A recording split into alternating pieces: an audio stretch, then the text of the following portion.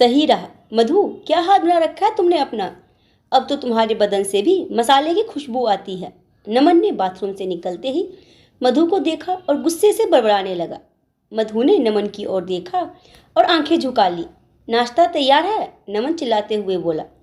गुस्सा अपनी चरम सीमा पर था। जी, संक्षिप्त सा जवाब सुनाई दिया।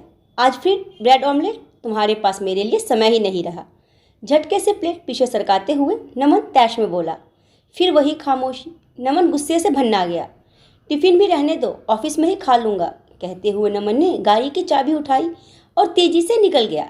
रास्ते भर मूड ऑफ रहा। ऑफिस में पहुंचकर बिजी हो गया तो सब भूल गया। लेकिन शाम होते होते फिर वही कोफ्त, घर तो जाना ही पड़ेगा।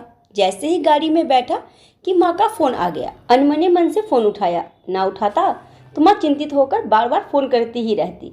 हेलो, हाँ नमन, कैसा है बेटा? माँ ने फ़ोन उठाते ही हमेशा की तरह पहला प्रश्न पूछा। ठीक हूँ माँ, नमन ने खुद को संयत करते हुए जवाब दिया। पर माँ तो माँ होती है ना। एक पल में माँ ने भांप लिया कि नमन के मन में कोई तो उथल पुथल मची हुई है। और सुना, बहू बच्चे ठीक है? कितने दिन हो गए तुझे देखे? जब से तेरी नौकरी दूसरे शहर में लगी है तरस गई हूँ तुझे देखने को। टाइम निकाल कर आजा जल्दी। जी माँ, जल्दी ही आऊँगा, छोटा सा प्रति उत्तर। आज उदास क्यों है रे? माँ से पूछे बिना रहा ना गया। माँ के प्रेम का जरा सा सहारा पाते ही आक्रोश का ज्वालामुखी फूट पड़ा। माँ, वक्त के साथ मधु में बहुत बदलाव आ गए हैं। अब कुछ भी पहले जैसा नहीं रहा। ना तो अब वो मेरा ठीक से ध्यान रखती है, ना मेरी पसंद नापसंद का ध्यान रखती है। और तो और मेरी पसंद का खाना तक बनाने का समय नहीं रहा अब उसके पास। नमन के मन में चल रही सारी उमड़ घुमड़ एक ही झटके में उबल पड़ी। माँ ने ध्यानपूर्वक नमन की सब बातें सुनी और फिर पूछा, और तू नहीं बदला क्या? सच बताना, क्या तू मधु को पहले की तरह समय देता है? पर माँ, नमन को एक पल को कोई जवाब ना सूझा। माँ ने गहरी आवाज में अगला प्रश्न दागा। क्या तू उसे घुमाने, सिनेमा दिखाने या पहले की तरह शॉपिंग कराने लेकर जाता है? माँ, उसके पास तो टाइम ही नहीं है। यही तो सबसे बड़ी प्रॉब्लम है बेटा। मैं भी इस दौर से गुजर चुकी हूँ। मेरे और तेरे पापा के बीच भी ये खाई पनपी थी। दूरियाँ इतनी बढ़ गई कि पर समय रहते तेरी दादी ने सब संभाल लिया। क्या? नमन जैसे पलक झपकाना भी भूल गया। बेटा, बच्चे होने के बाद पत्नी एक माँ भी होती है। घर और बच्चों की दोहरी जिंदगी जीते जीते एक पत्नी खो सी जाती है।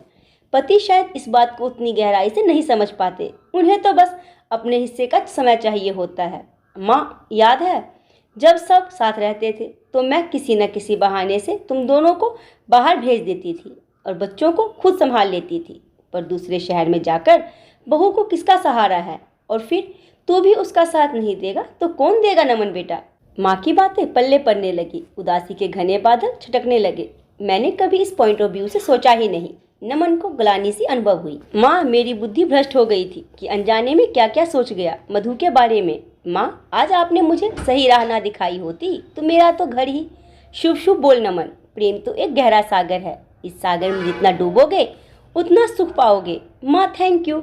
शर्मिंदगी सी महसूस हुई नमन को, पर माँ ने अपना रोल बखूबी निभा दिया था और उथल पुथल का कीड़ा नमन के मन से निकाल फेंका था। सदा सुखी रहो मेरे लाल। अब फोन रख और खुश मन और सकारात्मक विचारों के साथ घर जा।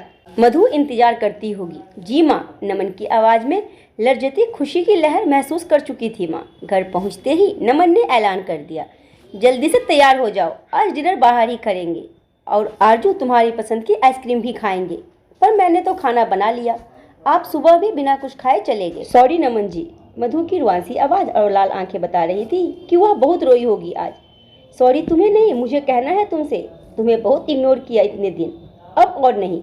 नमन मधु की आंखों में झिलमिलाते आंसुओं को जैसे पी जाना चाहता था। जाओ जल्दी से मेरी पसंद की लाल सिल्क की साड़ी पहनकर तैयार हो जाओ, और हाँ, लाल लिपस्टिक भी लगाना।